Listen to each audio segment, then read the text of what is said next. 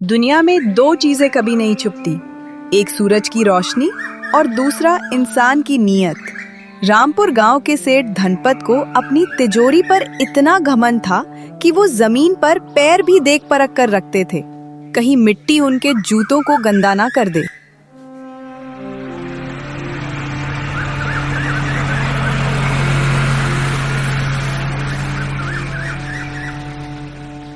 अरे ओ बिहारी, हट रास्ते से। देख नहीं रहा सेठ जी की ट्रैक्टर आ रही है? जरा सी धूल उड़ी तो तेरे पूरे खानदान को खरीद कर गुलाम बना लूंगा। माफ करना सेठ जी, बोझ जरा भारी है, संभलने में वक्त लग गया। आप तो बड़े आदमी हैं, पर याद रखिएगा सेठ जी, ऊपर वाले की अदालत में सबका बोझ बराबर तोला जाता है। वाह, अब ये 2 कौड़ी का कुली मुझे उपदेश देगा। सुन, जिसके पास लक्ष्मी होती है उसका न्याय यही होता है। जा, अपना फटा अंगोछा संभाल, कहीं हवा में उड़ न जाए। उसी शाम गांव के बाहर एक पुराने बरगद के नीचे एक साधु बाबा बैठे थे। वो बहुत प्यासे और बीमार लग रहे थे। अरे रे रे, अब तो चला नहीं जा रहा, बहुत जोर से प्यास भी लगी है। इस गांव में कोई नहीं है क्या? तभी धनपत सेठ वहां से गुजर रहा होता है।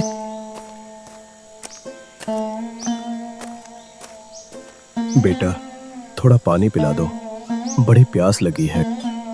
हट बुड्ढे, मेरे पास कीमती रेशमी कुर्ते हैं, तेरे छूने से मैला हो जाएगा। आगे जा, गांव का कुआं वहीं है। मेरा वक्त बहुत कीमती है।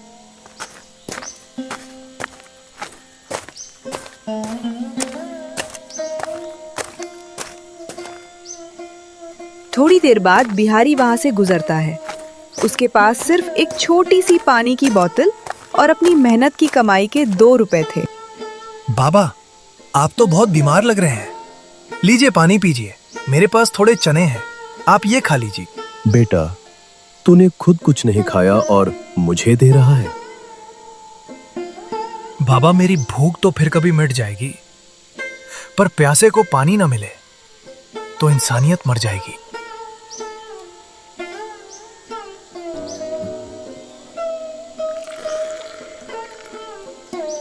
वाह, तुम्हारी इंसानियत देख मैं प्रसन्न हुआ। चलो मेरे साथ, तुम्हें कुछ देता हूं। बाबा बिहारी को एक जंगल की ओर ले जाता है।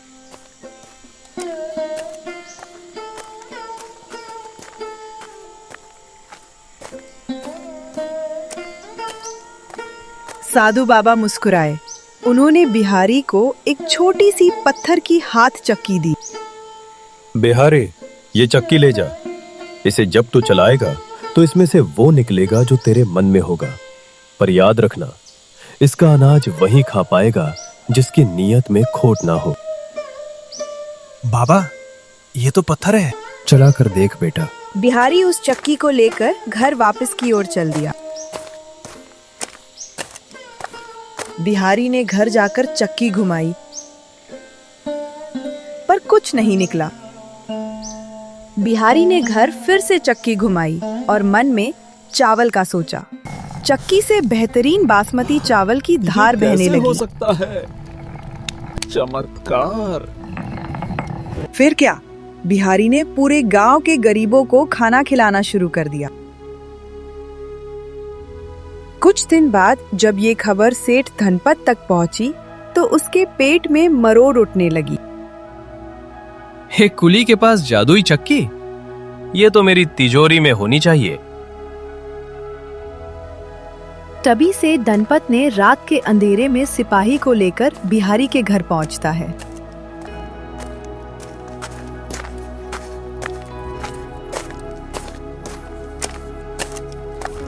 अरे ओए बिहारी, तूने ये चक्की चुराई है।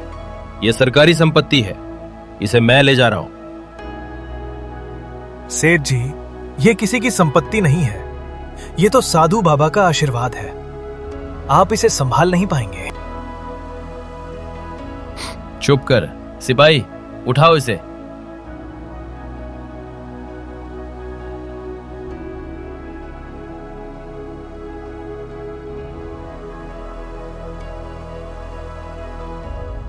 सेठ ने उस चक्की को अपने घर के तहखाने में ले आया।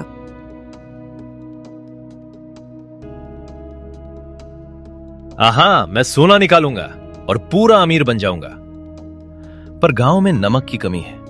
पहले नमक निकालकर महंगे दाम में बेचता हूं। चल चक्की उगल नमक, खूब सारा नमक उगल।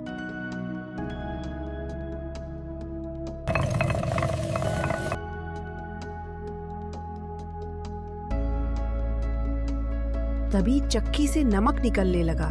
सेठ कर्टन्स खुश हुआ, पर तभी उसने देखा कि चक्की रुक ही नहीं रही है। नमक निकलता जा रहा है, निकलता जा रहा है।